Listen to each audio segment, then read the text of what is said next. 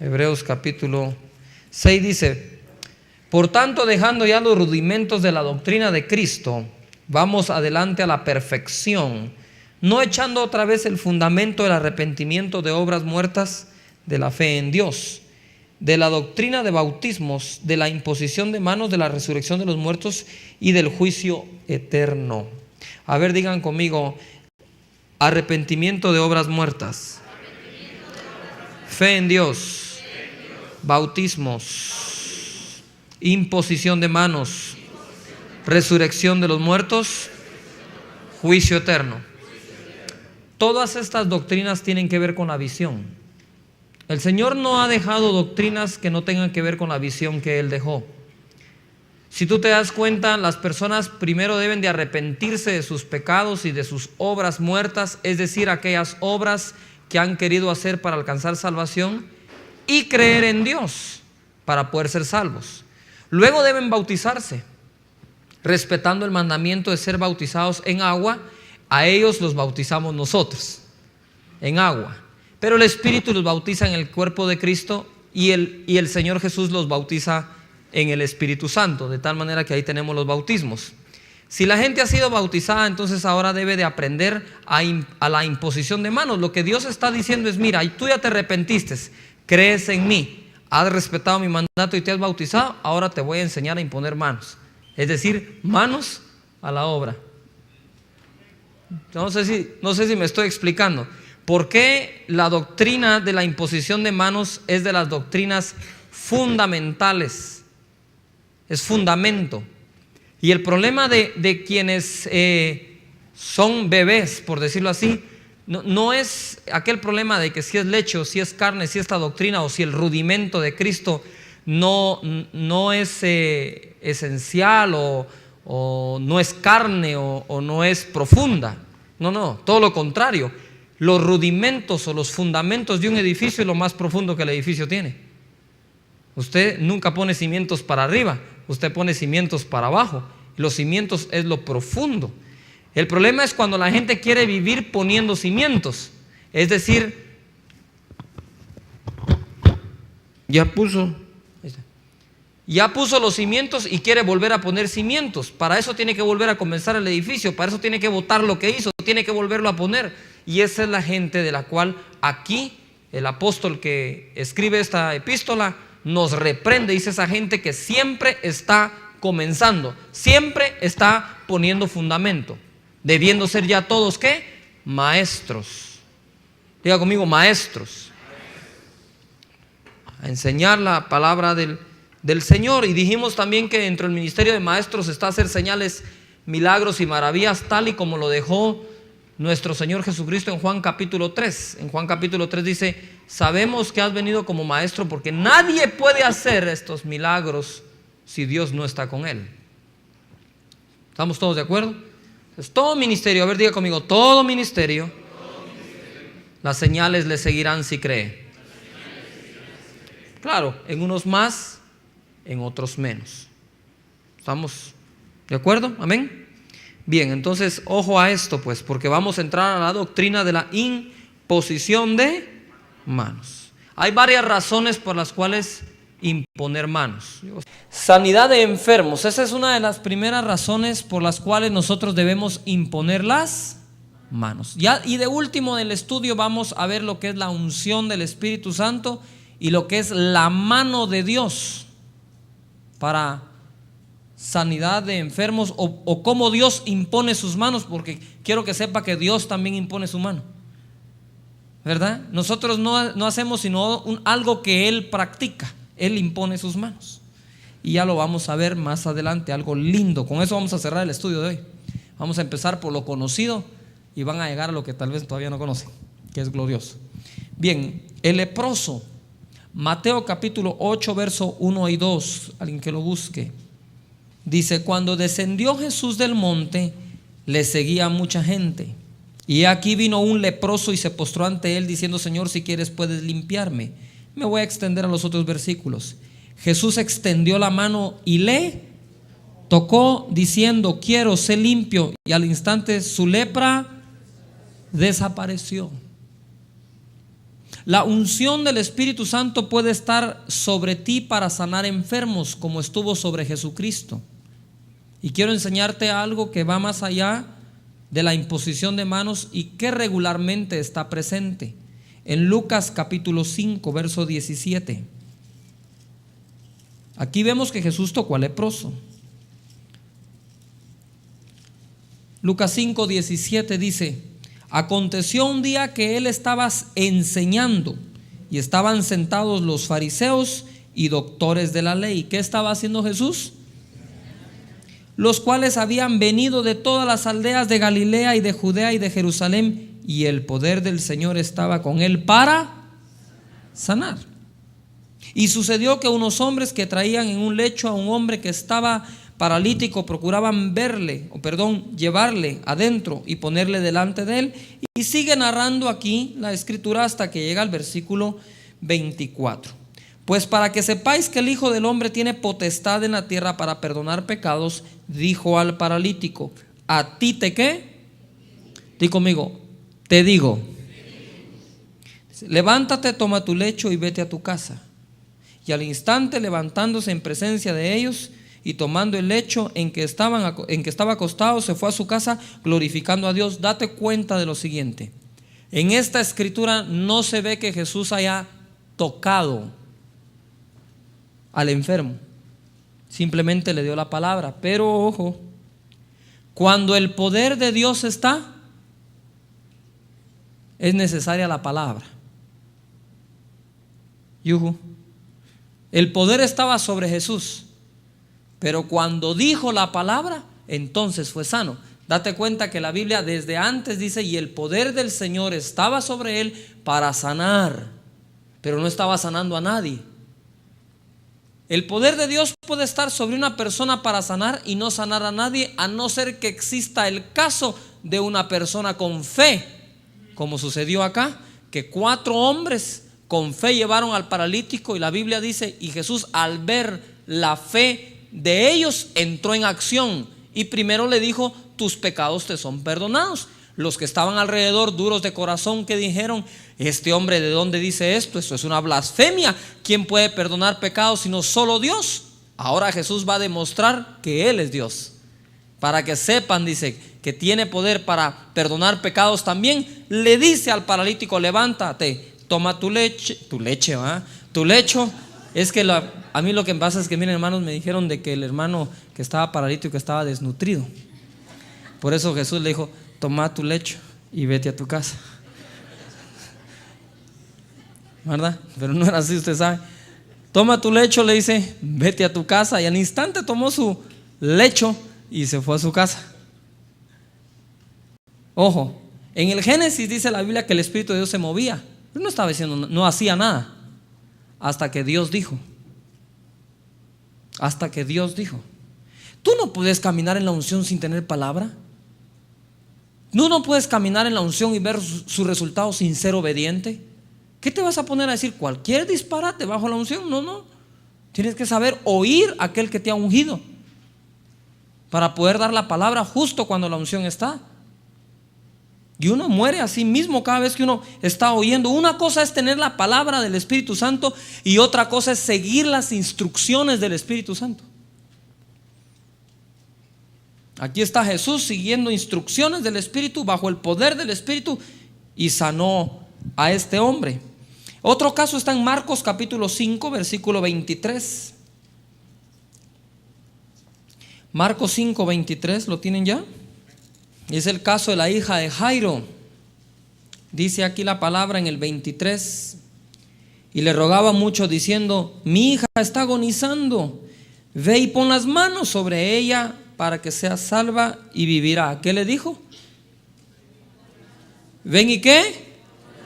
¿De dónde sacaba la gente que Jesús debería poner las manos? Ya habían observado que al imponer las manos, los enfermos sanaban. Entonces, ven, pon la mano sobre mi hija, dice. Y entonces, ¿qué? Va a ser salva y va a vivir. Dice acá en el 24: fue pues con él y le seguía una gran multitud y le apretaban. Pero una mujer que desde hacía 12 años padecía de flujo de sangre. Luego leemos el milagro de la mujer que tenía flujo de sangre, que lo tocó y fue sana. En el versículo 33 dice: entonces la mujer, temiendo y temblando, sabiendo lo que ella había hecho, vino y se postró delante de él y le dijo toda la verdad. 34. Y él le dijo: hija, tu fe te ha hecho salva, ve en paz y queda sana de tu azote. 35. Mientras él aún hablaba, vinieron de casa del principal de la sinagoga diciendo: tu hija ha muerto, ¿para qué molestas más al maestro? Pero Jesús, luego que oyó lo que se decía, dijo al principal de la sinagoga: no temas, créeme solamente. Y no permitió que le siguiese nadie, sino Pedro, Jacobo y Juan, hermano de Jacobo. Y vino a casa del principal de la sinagoga, y vio el alboroto y a los que lloraban y lamentaban mucho. Y entrando les dijo: ¿por qué alborotáis y lloráis? La niña no está muerta, sino duerme. Y se burlaban de él, mas él, echando fuera a todos, tomó al padre y a la madre de la niña y a los que estaban con él, y entró donde estaba la niña. Y tomando la mano de la niña, le dijo: talita cumi, que traducido es: niña, a ti te digo, levántate. Y luego la niña se levantó y andaba, pues tenía 12 años, y se espantaron grandemente. Pero él les mandó mucho que nadie lo supiese, y dijo que le diesen, o que le diese de comer, que se le diese de comer. Nota esto: la gente llegaba a Jesús y le decía: por favor, pon tu mano sobre ella. Nuestras manos Dios las dejó para transmitir bendición. Bendición. Y me llama la atención que la imposición de manos para mí es sinónimo de trabajo. Cuando el Señor te dice: ve, impón las manos, te está mandando a trabajar. La gente vive queriendo que cosas ocurran sin trabajar, y no debe ser así. El hecho de que haya una imposición de manos de por medio implica forzosamente que hay un trabajo de alguien de por medio. El Señor te ha dado la unción, pero espera tu trabajo. El Señor ha depositado sobre ti el Espíritu Santo, pero espera tu acción. Ve y pon las manos, dice. No más. No dio explicaciones, no dio una clase de sanidad divina, no dio un seminario de no sé cuántos días de cómo sanar a los enfermos. Él solo dijo: vayan, impongan las manos. Pero está en nuestra carne querer averiguar un montón en lugar de obedecer un poquito. Es ir y hacer lo que Él dijo. Si Él dijo que es imponiendo manos, vayamos a imponer manos. Impongámoslas con confianza. Y si no sanan, pues estaban igual. ¿Cuál es el problema? El que no va a quedar es igual a usted, porque le va a dar vergüenza, le va a dar pena. Ya quítesela, deje de vivir usted y hágalo. Pero ¿y si yo impongo manos sobre el enfermo y por alguna razón no sana? ¿A Jesús también no le sanaron todos en algunos lugares? ¿No se detuvo a dar explicaciones?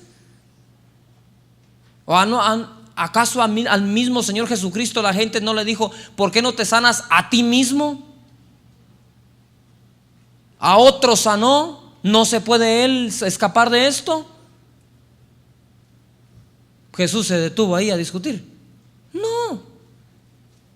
Pero cuando nosotros tenemos orgullo en nuestra vida, qué clavos si quedamos mal.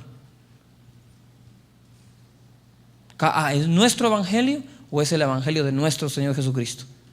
Es el de nuestro Señor Jesucristo. Hagámoslo. Dice la palabra en Marcos capítulo 6 versículo 5: salió Jesús de allí y vino a su tierra, y le seguían sus discípulos. Y llegado el día de reposo, desde el 1 al 5, comenzó a enseñar en la sinagoga, y muchos oyéndole se admiraban y decían: ¿de dónde tiene estas cosas? ¿Y qué sabiduría es esta que le es dada? ¿Y estos milagros que por sus manos son hechos? ¿No es este el carpintero, hijo de María, hermano de Jacobo, de José, de Judas y de Simón? ¿No están también aquí con nosotros sus hermanas? Y se escandalizaban de él. Mas Jesús les decía: no hay profeta sin honra sino en su propia tierra y entre sus parientes y en su casa. Y no pudo hacer allí ningún milagro. ¿Ya vio? Salvo que sanó a unos pocos enfermos poniendo sobre ellos las manos. Y estaba asombrado de la incredulidad de ellos y recorría las aldeas de alrededor, ¿qué? Enseñando. Tal vez tú puedes decir: ah, ya vio, Yo impongo manos, lo que pasa es que estos duros de corazón no creen, por eso no sanan. Al rato el duro de corazón es uno. Pero para eso hay solución, porque cuando Jesús se acercó a aquellos que no pudieron hacerlo, dijo: generación de incrédulos. Y abajo dice este género, que es la misma palabra para generación. Este género, ¿qué género? El de incrédulos, no el de enfermedades. No sale sino con oración y ayuno. El que tiene que orar y el que tiene que ayunar es el que no tiene fe, para que su fe se ¿qué? Incremente. Y ese género de esa generación saldrá. Cuando nosotros ayunamos y oramos es para que nuestro género de incrédulo salga. No sé si me estoy expresando esta noche bien, pero si tú has estado ahí, será que sana, ora y ayuna, porque ese género que llevas allá adentro solo sale con oración y ayuno. No está hablando del espíritu sordo y mudo, porque yo he visto muchos sordos y mudos hoy oír y hablar y sin haber uno ayunado. Es la incredulidad la que se tiene que ir del corazón cuando entramos en intimidad con Dios, y eso es básico para poder imponer manos. ¿O acaso no está antes la doctrina de la fe en Dios? Bautismo en agua o bautismos, ahí ya estás obedeciendo, ejerciendo fe. Entonces ahora impondrás manos con la misma fe con la misma fe con que has obedecido a Dios, con esa misma fe impondrás manos. Tus manos son una bendición de Dios. Tus manos Dios las dejó para bendecir, las dejó para trabajar, las dejó para abrazar, las dejó para delegar autoridad, las dejó para sanar enfermos. Extiende tus manos. Tú dirás: bueno, es que Moisés tenía una vara, tú tienes dos, con 10 varitas, 5 en cada mano, y lo puedes hacer. ¿Puedo oír un amén? Amén. Mira acá en Marcos capítulo 7 versículo 32, que esta es la escritura con la que me empezó a confrontar el Señor para un avivamiento. Dice la Biblia: y le trajeron un sordo y tartamudo. Hemos visto, quienes han estado conmigo en las noches de gloria, en las cruzadas, ¿cuántos tartamudos hemos visto sanar? Impresionante. Les cuento un testimonio glorioso. Paréntesis. Buenísimo. Ayer nos hablaron de Loja, Ecuador. ¿Se recuerdan que les dije que ahí habían solo 5 iglesias cristianas? Bueno, después de la cruzada hicieron una iglesia, hizo una precruzada, nada más, solo una de ellas, y le llegaron 95 nuevos de un solo. Fíjate que me llevaron a orar por una mujer a su casa, cuya dos hijas son sordomudas, ¿verdad? Las 2 hijas, sí, las 2 eran sordomudas, y la mujer estaba en silla de ruedas, la mamá. Pues la sordomuda no recibió su milagro, ponme atención aquí, no recibió su milagro de sanidad a su sordera y a su mudez. Sí. Sin embargo, recibió el milagro de la salvación y el de nacer de nuevo. Y ahora ella tiene un grupo o célula de 35 sordomudos. No me pregunte, pero está alcanzando a los sordomudos para Cristo.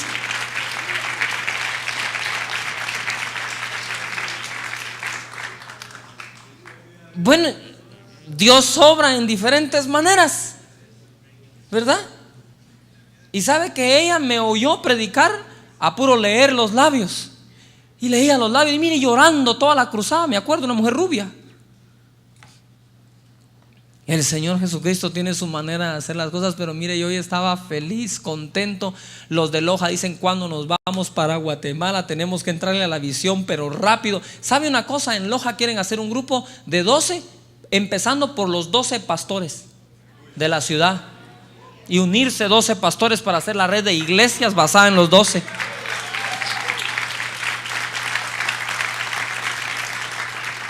Hay un pastor que nos acaba de hablar de Asambleas de Dios, tiene 300 miembros. Vino gente de Colombia, les empezó a enseñar, me imagino que es de la iglesia hermano César, les empezó a enseñar de los 12, medio agarraron la onda, pero ahora quieren que por favor les demos el seminario a los 300 miembros de la iglesia. Aquí tenemos hermano César, pueden ponerse de pie, pastor de Iglesia de Dios, que también dice: hermano, pedí permiso para traer a mis líderes y pastores, porque le vamos a entrar a la visión también. Nuestro hermano Ronnie Coffer también. Total de que aquí ese hermano David, no, ay Dios mío. Sí, David Flores, su esposita. Bueno, total de que para qué les cuento más, ¿verdad? Están enloquecidos. Recibí un email ahora de Cartagena y me dice un pastor: hermano, esto se volvió una locura. Me dijo, tuve que abrir al segundo domingo de la cruzada, tuvo que abrir un segundo culto en su iglesia. No le cupo la gente después de la cruzada. Y dice, hermano, literalmente Dios me tomó el púlpito, dice. No me ha dejado ni hablar. Tuve una reunión donde desde las 9 de la mañana a la 1 del mediodía la gente lo único que estuvo fue tirada bajo el poder del Espíritu Santo en su iglesia. Los tuvo que sacar 3 veces de la iglesia y se le volvían a meter. Imagínense, antes uno no sabía qué hacer para que entren, ahora uno no sabe qué hacer para que se vayan. Eso es lo que produce un avivamiento del Espíritu Santo. Amén. Así que vamos en Cristo Jesús, adelante. Adelante. Dice la palabra que la palabra de Dios crecía y prevalecía con poder, y el número de los discípulos se multiplicaba. Eso estamos viendo ahora. Le voy a decir, estamos entrando en tiempos en que el mismo apóstol Pablo hubiera querido vivir. Créemelo. Eso han dicho, hijos, estos les dieron lo mejor de último. Gloria a Dios. Marcos capítulo 7, 32 dice eso, ¿no? Le rogaban que le pusiera la mano encima, y tomándole aparte de la gente, metió los dedos en las orejas de él y escupiendo tocó su lengua. Uy. Algunas muy refinadas personas escriben aquí a la par, guácala, chish. Como uno no es el tartajo, chish. Pero si uno fuera, que le entrémosle. Y levantando los ojos al cielo gimió y dijo, efata, es decir, sea abierto. Al momento fueron abiertos sus oídos y se desató la ligadura de su lengua y hablaba bien. Ojo aquí, el Señor aquí no impuso manos, aunque la gente le decía que impusiera manos. Ya estaban ya estaban poniendo su fe en el método, y Jesús no permitió que eso pasara. Claro que esa es la imposición de manos, así lo hacía, pero también lo hizo a distancia, por ejemplo. También lo hizo con la ropa, porque no podemos permitir que el método apague la fe de la gente. Es algo más dentro de todo lo que hacemos para que la gente sea sana. Yuju todavía está acá. Usted se ha dado cuenta que a veces yo estoy orando por la gente y lo que impongo es el pie, que con el pie los toco lleno más. Y yo sé que la mente que ha estado cerrada, enmarcada, con métodos pero con falta de fe, los ojos se le ponen tamaño de plato, se me quedan viendo y me juzgan. Pero después miran el resultado y entonces se ponen peor. Y yo sé lo que está pasando. Yo sé que hay una lucha en las mentes de las personas, pero al final el odre, ¡pum!, empieza a renovarse y empiezan a entrar en un mundo de fe, en donde empiezan a ver cosas maravillosas que Dios puede hacer. Amén. Entonces, ahí vamos. Dice la palabra en Marcos capítulo 8, versículo 22. Usted se recuerda que el Señor en este pasaje a mí me dijo, tú tienes demasiados buenos modales para seguirme a mí, me dijo. Tú nunca hubieras podido seguir un hombre que escupe a otros, me dijo. Y a mí me confrontó eso. Dijo, Señor, hazlo como tú quieras. Me importa a mí lo que Él diga o quiera hacer, yo voy a seguirlo. En el verso 22 dice, del capítulo 8, vino luego a Betsaida y le trajeron un ciego. ¿Y qué dice? Y le rogaron que le tocase. Entonces, tomando la mano del ciego, le sacó fuera de la aldea y escupiendo en sus ojos. Yo me imagino a los demás, no hombre, si te pedimos que lo toques, chuco.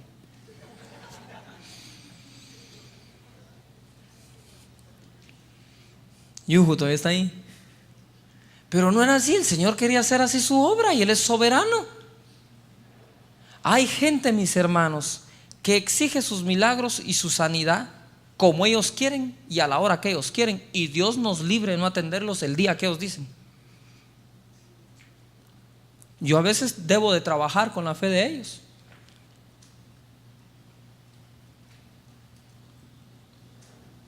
Yuhu, pasa, ocurre.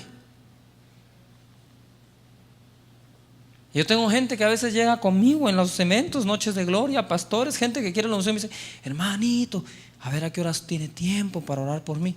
Vaya, le digo yo. En la noche vuelven a llegar: hermanito, después de que ore uno por todos, llegan otra vez: a ver qué día tiene tiempo para orar por mí. Vaya, le digo yo. Al otro día se vuelven a acercar y dicen: hermanito, ¿será que un día de estos tiene tiempo para orar por mí? Claro, hermanito, le digo yo. Y me tiene ahí. Y se pasan así. Llego, me voy y no pasó nada.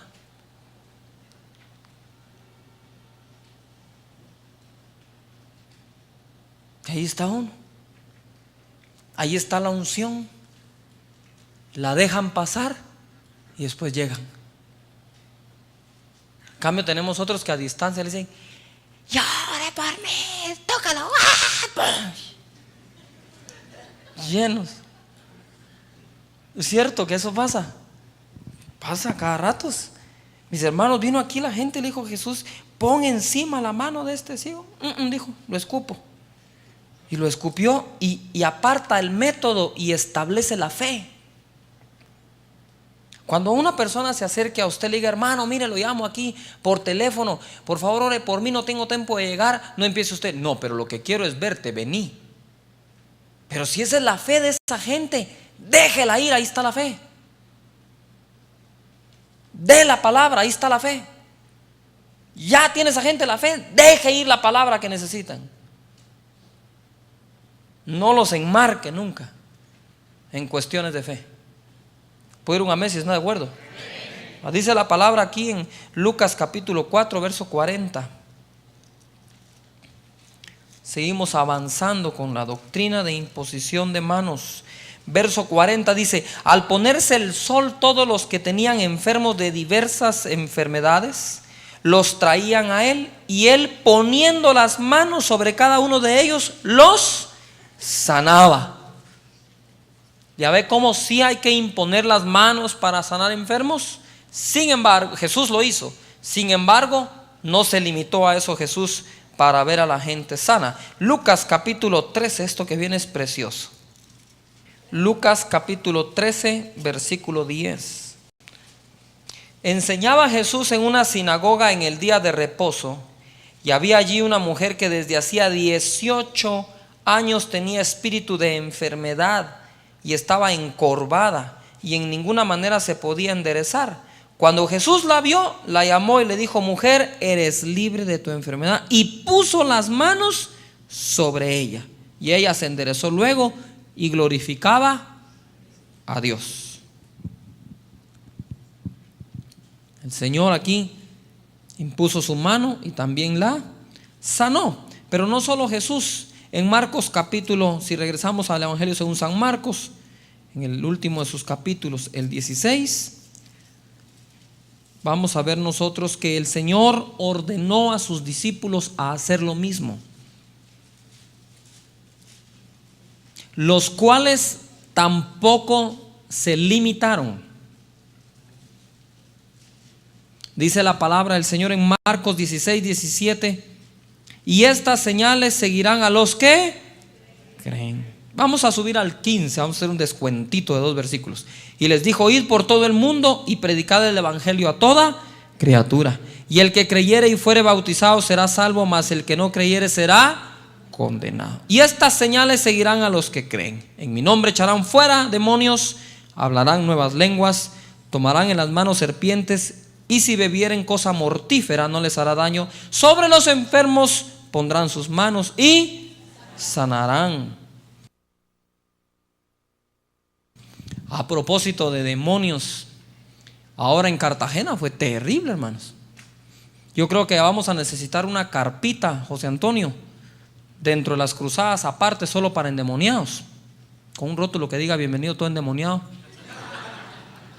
Un mujer que los acomoda. No, es que cuando los endemoniados empiezan a aparecer, no hemos tenido dónde meterlos y hay que liberarlos donde quiera que estén. Y a un par de hermanos le metieron un par de buenas patadas en esta oportunidad, ¿verdad? Pero que gracias a Dios que eso no pasó. Y echaron fuera ahí yo creo que era una legión el que tenía esa mujer, ¿verdad? Qué gritos los que pegaba. Y fue liberada en el nombre de Jesucristo. Igual pasó en Loja. ¿Te acordás cuando yo le digo, José Antonio, vaya a ver dónde está, traiga el testimonio? Y José Antonio, no, ¿dónde está José? No regresaba porque en el camino se topó con una endemoniada. Y si no, que les cuente Gustavo Espina también, que si no se agacha, le ponen un llave en la mandíbula y me lo dejan pero finolis. Pero ahí también se fue fuera, ¿verdad? Fue liberada la persona esta también de demonios. Total de que al que cree, dice, esa señal le va a seguir. En el versículo 19 y 20 dice: y el Señor, después que les habló, fue recibido arriba en el cielo y se sentó a la diestra de Dios. 20. Y ellos saliendo predicaron en todas partes, ayudándoles el Señor y confirmando la palabra con las señales que la seguían. Importantísimo lo que vamos a ver ahora.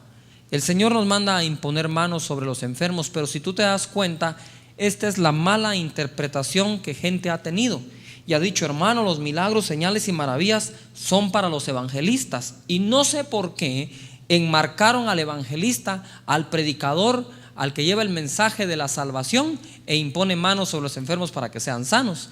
Y el maestro, el que da estudios sistemáticos de la Biblia, y eso no es así. Todo ministerio debe predicar la salvación de nuestro Señor Jesucristo, que para eso fuimos llamados, a anunciar las virtudes de aquel que nos llamó de las tinieblas a su luz. Si nosotros no sabemos predicar la cruz del Calvario, no sabemos predicar nada. Si no hemos podido predicar nosotros de la primera venida de Cristo, ¿cómo pues predicaremos de la segunda? Si no sabemos para qué vino, si no podemos enseñarle a la gente para qué vino la primera vez, ¿cómo le podremos enseñar para qué va a venir la segunda? ¿Todavía están acá? Es importante. Luego va dentro de la visión. Él dejó esa visión establecida. Él no vino y cuando estableció la visión dijo: a ver, los apóstoles de este lado, los maestros de este lado, los evangelistas de este lado, los pastores de este lado y los profetas acá, yo les voy a decir a ustedes qué tienen que hacer en su ministerio.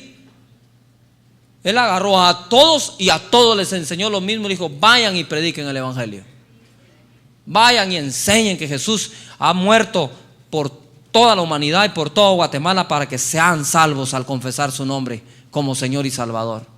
Y vayan y extiendan sus manos. Él nos va a acompañar con milagros, prodigios.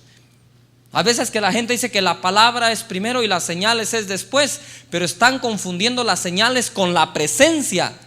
La presencia del Señor es primero. Si de eso se trata, de Génesis, Apocalipsis, de recuperar la presencia de Dios, ¿o acaso no fue de la presencia que los echaron? Cuando tenemos la presencia de Dios, ya lo voy a explicar más adelante, tendremos la palabra que trae su presencia. Usted no puede tener un rema sin tener al que habla. Usted no puede tener remas sin pasar tiempo con el que los da. Y esa es la presencia gloriosa. Cuando el Espíritu Santo está con nosotros o sobre nosotros, la presencia de Dios que nos inunda trae palabra. Y es esa presencia en nosotros la que nos acompaña con señales, milagros y prodigios, mientras Dios extiende su mano y las hace. Claro, las señales, aquí dice, confirmaban la palabra. No necesariamente la palabra predicada, sino la palabra que está arriba, donde Jesús les dijo: y estas señales lo seguirán. Y cuando lo sigue, confirma dicha palabra que les dio. ¿Ya la agarramos? Es como otra escritura que hoy vamos a enseñar acerca de la unción. Bueno, vamos a ir de una vez. Primera de Juan, creo que es 27, dice: pero la unción que vosotros recibisteis de él, ¿qué? Permanece en vosotros. ¿Ya vieron que igual que el Hijo de Dios, sobre quien vieres descender el Espíritu, ¿qué le dijo a Juan? Y permanecer sobre él. Diga conmigo: la unción la recibo y permanece. Entonces hubo gente que los quiso confundir al respecto. Entonces escribe Juan: y no tenéis necesidad de que nadie os enseñe, Entonces aquí se interpreta mal y dice: si yo ya tengo la unción, no necesito que nadie me enseñe.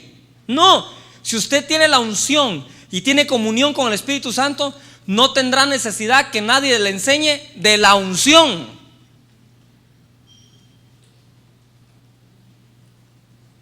Yuhu, mire el contexto. No me mire así, pastor.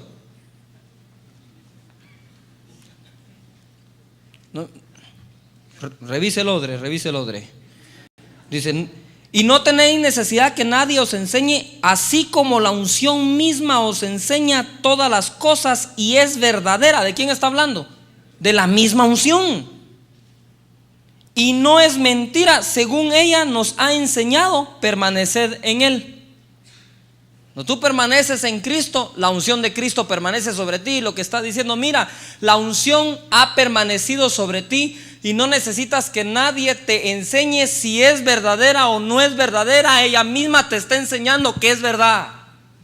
Pero la gente, teniendo la llenura del Espíritu Santo, habiendo recibido la unción, tiembla bajo el poder del Espíritu Santo, y alguien aparece por ahí y dice: ese temblor no es de Dios. Usted no tiene necesidad que eso se lo enseñe a alguien, porque la misma unción le ha enseñado que es de Dios, porque su vida ha sido transformada bajo ella.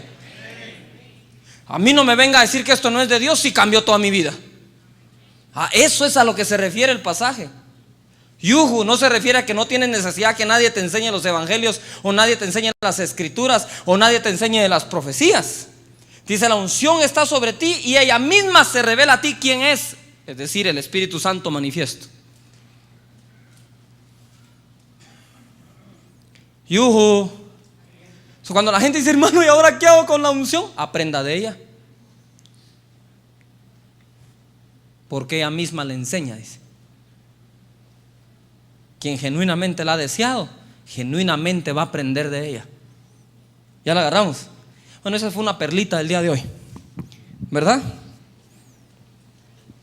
Sabroso, ¿verdad o no? Entonces esa escritura estuvo buenísima. Con lo del ciego de Marcos capítulo 9, verso 22 en adelante, Jesús escupió sobre el ciego y puso su mano sobre los ojos. Pero resulta que cuando la quitó, el ciego todavía no miraba bien. Dijo: pues veo ahí a los hombres como árboles. Está un poco miope el hermano este. No había todavía. Se había acabado con astigmatismo, así como estoy yo. Pero el Señor volvió a poner la mano y lo sanó. Hay milagros que son progresivos. Milagros que son progresivos. Empiezan, continúan. Cuando usted siente, es hecho. Hechos capítulo 9, verso 17 dice: ¿lo tienen todos? Fue entonces Ananías y entró en la casa, y poniendo sobre él las manos, ay, qué bonito, dijo: hermano Saulo, el Señor Jesús, que se te apareció en el camino por donde venías, me ha enviado para que recibas la vista y seas lleno del Espíritu Santo. Y al momento le cayeron de los ojos como escamas, y recibió al instante la vista, y levantándose fue bautizado. Ananías respetó, fue, ¿y qué hizo? Impuso manos. Hechos 5:12. Los discípulos en Jerusalén hicieron lo mismo. Hechos capítulo 5, versículo 12. Y por la mano de los apóstoles se hacían muchas señales y prodigios en el pueblo, y estaban todos unánimes en el pórtico de Salomón. Diga conmigo: por la mano de los apóstoles. Bueno, ahora vamos a ver lo que pasó en Iconio, Hechos 14:3. Estamos preparando obreros, mis hermanos, para que tengan fe y puedan ver qué es lo que ocurre. Hechos 14:3 dice: por tanto se detuvieron allí mucho tiempo, hablando con denuedo, confiados en el Señor, el cual daba testimonio a la palabra de su gracia, concediendo que se hiciesen por las manos de ellos señales y prodigios. Señales y prodigios. Yo no sé si ustedes lo vieron en el video.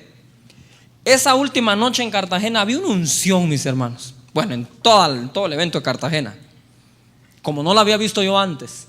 Ese pastor que ustedes vieron que rebotaba ahí y que me hacía no sé qué, las caritas así, él es el que tuvo que empezar un segundo culto ya después de 2 domingos. ¿Sí? Y lo lindo es que él es maestro de pastores. Tiene una academia con 150 pastores. ¿Usted se imagina lo que le está pasando a los 150 pastores? Se ha vuelto una revolución tremenda.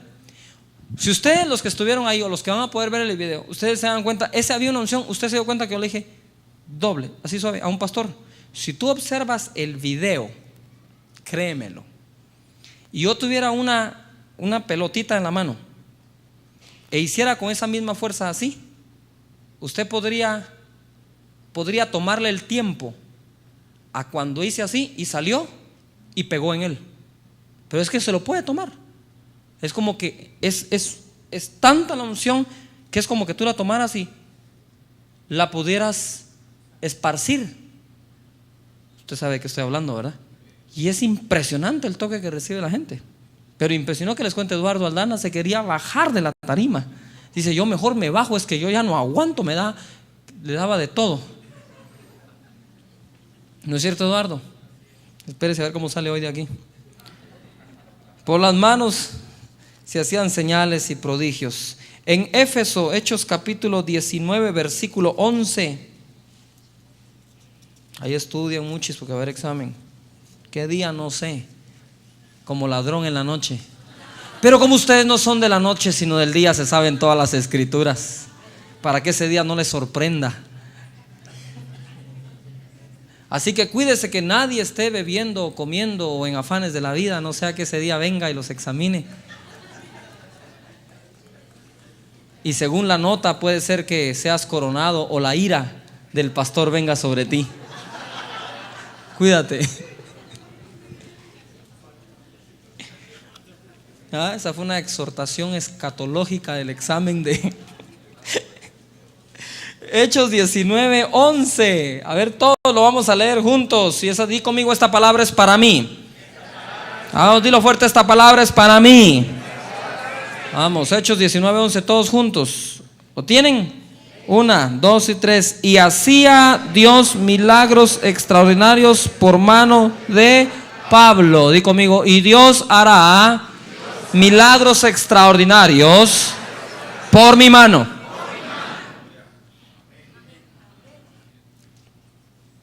¿Sabe? Yo he estado orando y meditando en la palabra del Señor. El Señor quiere que tú hagas los milagros. Para eso te dio la unción. Y a veces nosotros decimos, no, es que es Dios el que los hace. Tratando de nosotros de mantener humildad. El problema no es decir o creer que alguien de ustedes los haga. El problema es si toman la gloria y la honra para ustedes, sino para el nombre en quien los hacen. No sé si me explico. ¿Quién trabaja en un país por el país de uno? No es un embajador y trabaja él, pero cuidado, se le olvida que es en representación de su país. ¿Quién impone manos? ¿Quién? Así es. Con la fe que Dios te dio a ti, con la unción que Dios te dio a ti, y obviamente en el nombre de Jesús. Pero a quien Dios usa es a ti, de una o de otra forma. ¿Ya? Créelo. Créelo. Yo le he dicho, Señor, la gloria y la honra es solo tuya. La satisfacción es mía, le digo yo. Porque Él no quiere que no te satisfagas, no te realices y no te des gusto. No sé si me explico. ¿O acaso no regresaron aquellos regocijándose y le decían, Señor, aún los demonios se nos sujetan en tu nombre? Le dimos una macanea al diablo, pero buenísima. ¿Cómo venían? Con la satisfacción. Pero dijeron, se nos sujetan en tú, y entregaron la honra y la gloria a Él. Sin embargo, la satisfacción, ¿de quién era? De ellos. Eso mantiene un balance en tu alma. Eso mantiene un balance en tu mente. Eso te mantiene psicológicamente saludable. ¿Ya? Hay gente que solita sufre, con sufrimientos que nunca Cristo te ha puesto, ni nunca ha querido que lleves. Ya no sé si me explico. No vayamos nosotros a tratar de volvernos más espirituales de lo que el mismo Señor nos pide que seamos. Cuando nosotros no tratamos de ser más espirituales de lo que Jesús nos exige, mantenemos la religiosidad afuera de nuestro corazón. Yuju, ¿todavía estás acá? Eso es lo que lo mantiene. Así que, mis hermanos, ahí está el ejemplo de los hermanos apóstoles. Dos más vamos a ver en Hechos capítulo 28, versículo 8 y 9.